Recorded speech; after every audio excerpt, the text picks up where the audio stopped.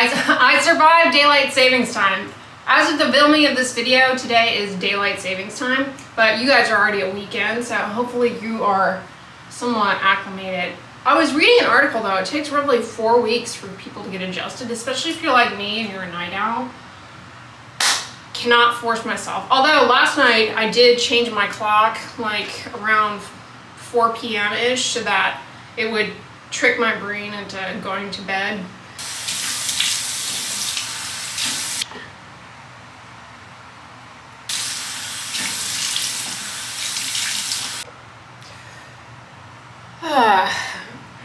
Yeah, you know, I was going through products for the Ulta 21 Days of Beauty sale event, and I had reminded myself that a while back I tried some of these serums from Beekman that were sent to me. They were pretty nice, but one of them had Q10. But honestly, this bad boy, I've been, you know, I see no reason to deviate. You see, in contrast to Beekman, this has, what kind of angle is that? This has matrixyl peptide that, 2 peptides actually, that may help with calming down inflammation. Honestly, I do kind of feel like I've gotten a progressive, subtle smoothing of some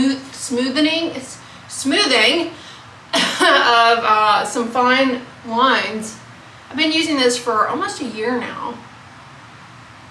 Recently I finished this serum, really liked it, but earlier this week, should be up already, I reviewed for you guys. I've been behind the scenes using these Pyeongkang Yul, the black tea line, and I really like them, but they're kind of expensive. They're expensive, so I don't know that I would repurchase per se, but they have definitely not been disappointing, I will say that. Soothing and anti-inflammatory. I always want to say something as I'm like rubbing something over my top lip and it muffles my voice. You get quite a bit in this bottle and you only need like the 3 pumps to get your face and neck. And then they also have, I just come on directly over with the boosting serum. I mean, this is totally unnecessary. This one, I feel like, you know, maybe it has a handful fewer ingredients in comparison to the toner, and it says brown color, and you think, oh, maybe the tea's more color. No, well, maybe it is, but they add caramel color to it, which I think is a little tricky, if you know what I mean. But it's nice. Fruit fly in here. All right, coming on over that with the Hada Labo UV White Gel. All of those serums that I put on, just hydrating and antioxidants, anti-inflammatory, peptides, whatever, all that has dried down, absorbed. My skin is moisturized, but it's dry. So I'm gonna come on over with the sunscreen.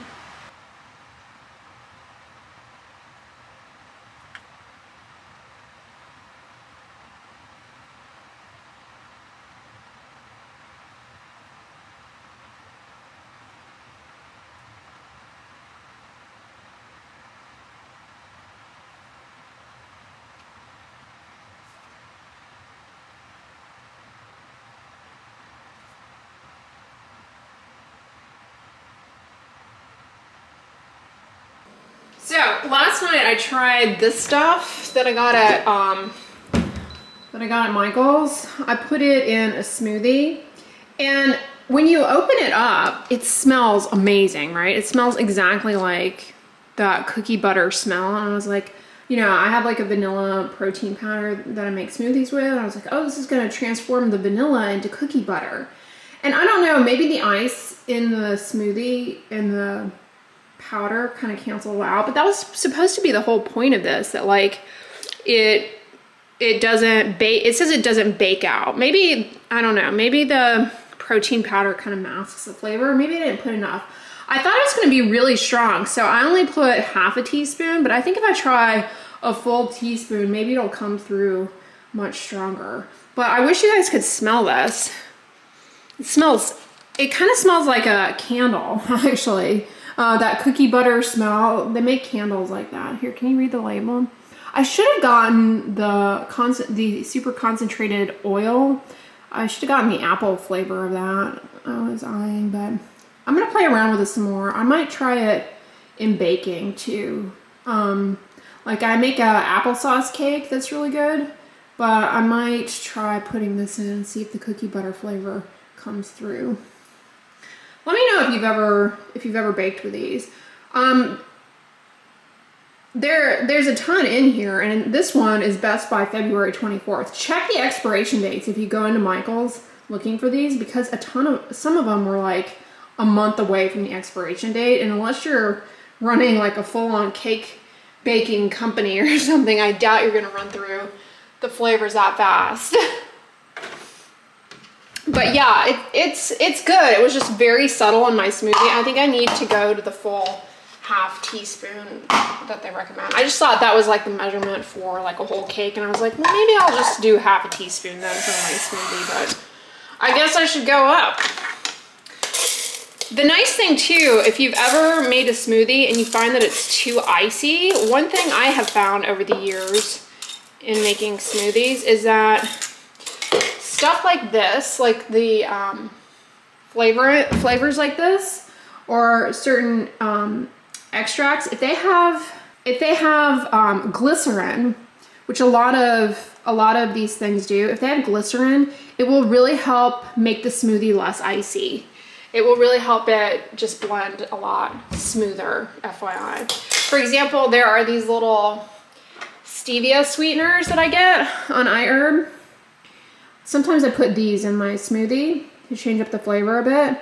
And these make the smoothie not icy at all. They have glycerin in them. This is a chocolate flavor. But those now stevia ones, they do kind of have that stevia aftertaste. So if you don't like that, then I don't recommend them, because they do kind of have an aftertaste. But this new flavor thing that I'm experimenting around, it doesn't have any stevia in it. It doesn't have any, it's got natural and artificial flavors, but it doesn't have any stevia or anything like that. So there's no bitter aftertaste with this. But like I said, I couldn't really taste it. So maybe tonight when I bump up in my smoothie.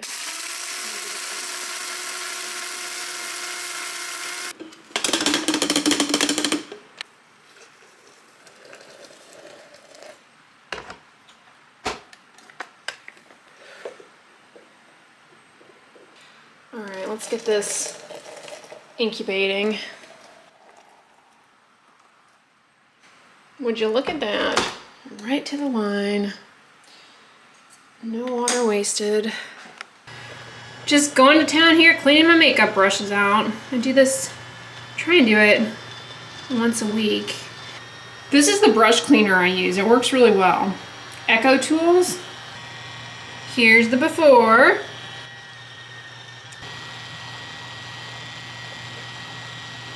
And the after.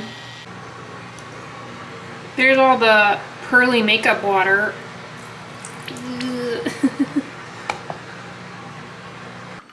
Fun fact about me though, I know you guys always see me drink my coffee in the morning, but I don't actually drink it first thing in the morning. I usually have had, by the time I make my coffee and sit down to drink it, I have usually had a full liter of water.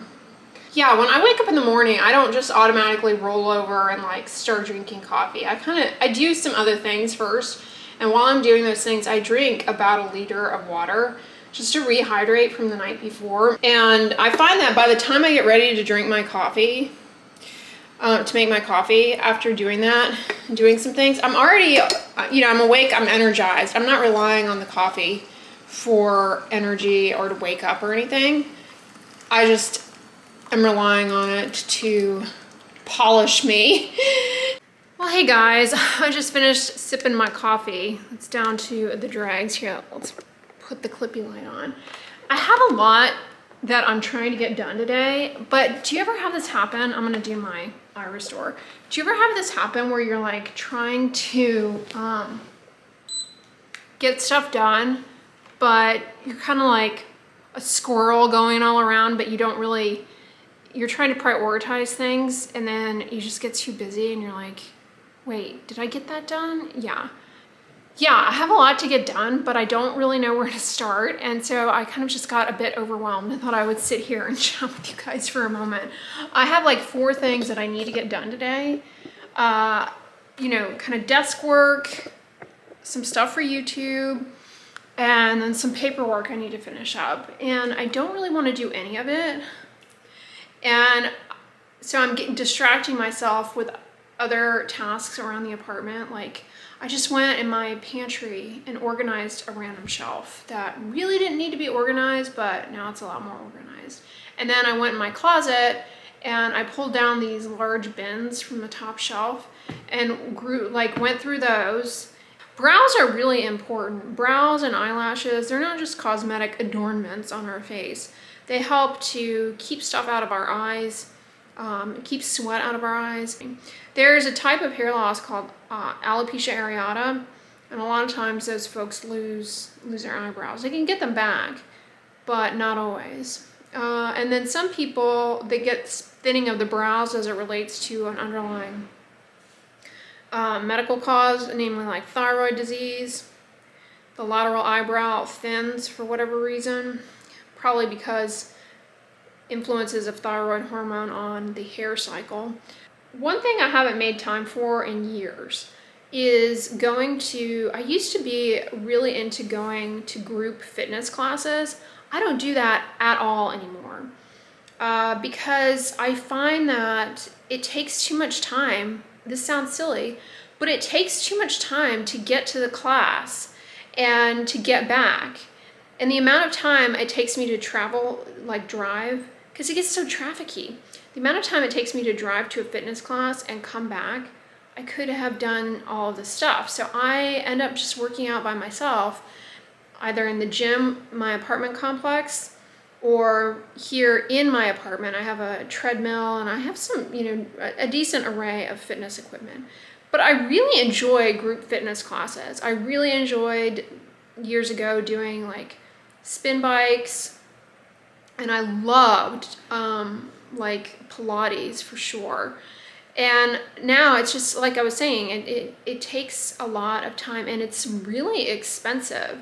But I've done the apps where you stream the workouts, and I really enjoy those. I fired up a Tuscany candle, if that counts for productivity for the day. It's like a cupcake scent. It's really good. Let me rearrange myself a bit. What was I gonna tell you guys? I was just doing some editing before I sat down to regroup and chat with you guys. I was just editing a video reviewing the new Kroger Supergoop dupe for the Supergoop glow screen. Go check that video out if you missed it, because that sunscreen's really good, and it has not caused any burny eye sensation for me, and it's like roughly $10. I say roughly because with tax and everything, it can end up being more. But one thing I want to remind you all, when it comes to buying sunscreen, if you have a FSA, flexible spending account with your health insurance, sunscreen counts. But check which sunscreen you're buying, because some, like the ones at Sephora, for example, I don't think they count those. They count like the really, sort of no-nonsense sunscreens. But a lot of the ones that I talk about do count towards those FSA accounts. All right, we have about 4 minutes left of the eye restore going here. It's not, ordinarily I multitask when I do this, but sometimes I actually just like to sit here, and I call it putting my thinking cap on. I just like to sit here and do it because it's kind of forces me to chill out for a while. But red light is very safe. I tried doing the red light masks for a while. I tried one, and I felt as though it did improve skin. My skin looked plumper, but I could not keep up with doing it. The reason I couldn't keep up with doing it is I didn't find it very comfortable to wear. And I felt like, in contrast to this, where I can do other things, I felt like with the red light therapy mask, I kind of just had to sit there. Even though I could see and potentially do other things, I felt like I had to just sit there with the red light therapy mask on. And I ended up not keeping up with it. And I bought it. It was not sent to me. but I bought it and I used it for probably about 4 or 5 weeks, and I felt like I was getting to a point where I was beginning to see a change in my skin. I really do think they can work to improve skin firmness, smooth out fine lines and wrinkles. Not as robust an outcome as what you would get with an in-office treatment. Same with this. Like, this is not going to be the same as a red light treatment that you would get in office for hair loss. But it helps as maintenance, and it certainly can be beneficial for sure. And the research shows that too, that these can definitely help, especially for people with androgenetic alopecia. So it's not futile. But yeah, for me, the mask, the time commitment with that, it just was not something I enjoyed. Plus I felt like, well, these don't generate heat. I felt like it was very uncomfortable to have that sitting so close up to my skin. The material was not pleasant to have just sitting on your face all the time. It felt like my skin was under, I don't know, a bandage or something. I didn't like it. Now, when it comes to the red light masks, I do get questions, can you use them with retinol? You certainly can, but you do want to be careful with like older versions of tretinoin, the generic tretinoin, or your retinol serums. They may degrade with exposure to light. You know, that's why we typically tell people to use tretinoin at night. That and a variety of other reasons. Now, newer formulations of tretinoin, finished, like Altreno, for example, they're a lot more photostable. But tretinoin, generally speaking, it degrades with exposure to light. So you wouldn't want to put it on and then immediately do the red light mask. But you could do the red light mask and then, you know, put your tretinoin on if it's part of your nighttime routine. I think it would be fine though if you were using like I said, like Altreno or Retin-A Micro. Those are a lot more photostable. But even then, I would still say do the red light mask and then do the tretinoin afterwards. And same goes with blue light mask, or they have other LED masks out there. Same thing goes with blue light. You know, a lot of the acne masks combine red and blue light. Blue light targets the acne-causing bacterium, Cutibacterium acnes. So if you're using like tretinoin and you're using an at-home light device for acne, I would definitely do the device prior to putting on tretinoin, just to make sure you're not causing degradation. But yeah, anyway, I'm gonna go finish up the tasks that I had going. Well, hey guys, I came over here to the Croge.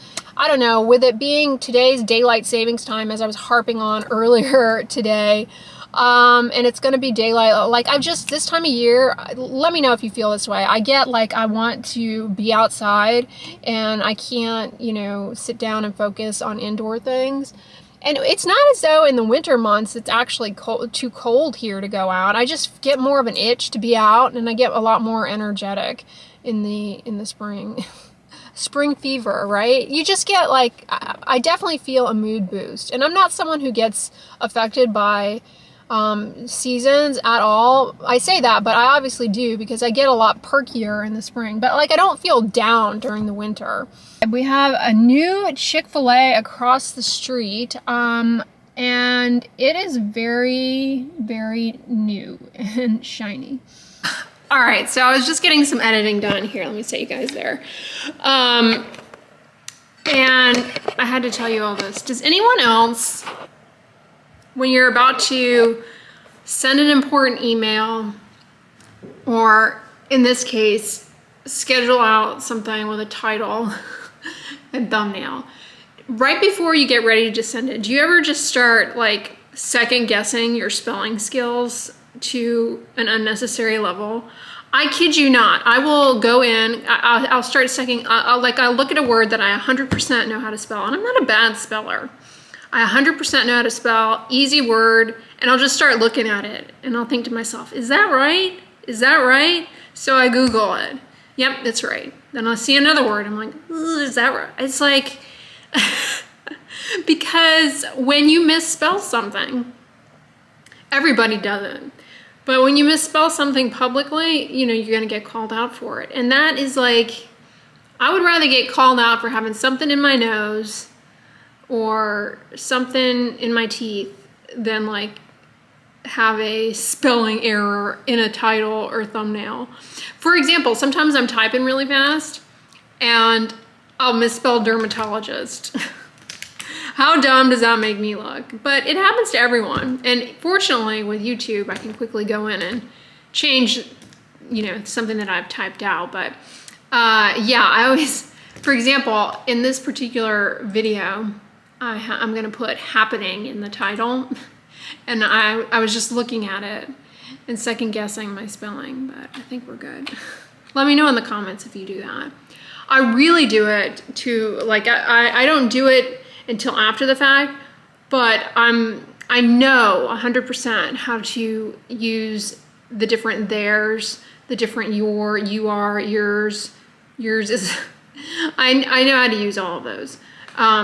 They make perfect sense to me.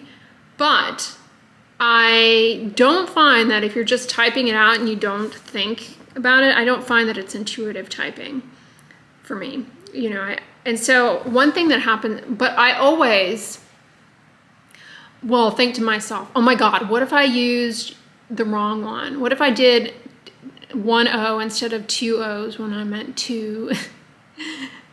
I always think that, and then I like go back and recheck. It's like, okay. So I made it through the first day of daylight savings time. We'll see if I can go to bed at a reasonable hour. Fortunately, it's early enough in the evening that I think that that is an attainable goal. My problem is when it does switch over like it has. My problem with daylight savings is like when when it's daylight out, it makes me just want to be, you know, out and about, which is fun until it's not, until it's time to go to bed and I can't. You know, when I was a kid, I can vividly remember the daylight savings time switch because, like I said, I'm a night owl and I like to stay up late and I don't like waking up early. As a child, I used to just be so bothered by the concept of going to bed when the sun was still out because back, you know, when I was little, I had an early bedtime. And I just hated going to bed and the sun was still up because to me, that was like prime playtime real estate that I was just sacrificing. And it was so frustrating to me because there were other kids in my neighborhood. I don't know, they had a later bedtime or whatever. I could hear them outside playing. I guess 7, my bedtime when I was like really, we're talking really, really little, like under the age of 5, we'll say.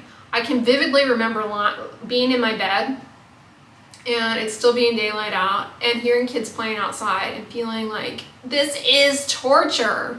Funny thing about me, I have this very, very vivid memory of things like from early childhood. I'm not being dramatic. I can remember learning how to walk. I feel like not fully, but I do have memories of learning how to walk. You know, I don't know what it is. Something about my brain when I guess because I replay things over in my head a lot. Does anyone else do that? And so they form like very strong, I form very strong memories. Speaking of memory, I have a strong memories as of childhood and putting moisturizing cream on, like we're talking very, very little. Cause I have eczema and when I was very little, it was pretty, I wouldn't say, you know, I thought it was horrible at the time, but then I became a dermatologist and realized, oh, it certainly can get a lot more intense and severe than what I ever had. So I won't pretend like it was as severe as what a lot of children deal with, but to me, in my world, and for my parents and people around me who weren't familiar with eczema, it was intense. But I vividly remember putting moisturizers on. And the one time I saw a dermatologist as a child, I remember the tip at the time was to put moisturizer on the skin while it was damp from getting out of the tub. And it was like a game changer. I mean, I remember this so vividly because it seemed so weird to me, being so little that you have bath time or whatever. I can remember that. I can remember back to that, like being in the bathtub with my toys. So I remember the time after seeing the dermatologist, and them having told my parents the tip of putting the moisturizer on the skin while it's still a bit damp. And I remember the following day, I was just like, oh wow, this like is so much better. All right, I'm back. One advantage of having such a good memory of events and like times in my life is that I have very like vivid, solid memories stored in my memory bank of happy life moments. And so it's great because anytime I'm like worried about something, or like if I've seen something that's upsetting or kind of scary or makes me nervous, like, you know, one thing that makes me nervous is like hearing those true crime things. I don't like listening to that kind of stuff. So to get out of like that kind of nervousness that comes with seeing stuff like that, I just force I just like tap into a memory of a happy time and put myself there in my head, and it really helps calm like the nervousness down. Yeah, so I think it's safe to say that this is tapped. It's going in my empties bin. Anyway, y'all, I'm gonna wrap this video up here. I hope you are acclimating to daylight savings time. Be careful, because for a lot of people, you know, especially if you're like me and you don't naturally like to wake up early or go to sleep early, well then the change can actually really affect you for several weeks. So take good care of yourself, try and get yourself on a routine. But I'm gonna wind up this video. I'm gonna close out this video. If you guys liked it, give it a thumbs up, share it with your friends, and as always, don't forget, sunscreen and subscribe. I'll talk to you guys tomorrow. Bye.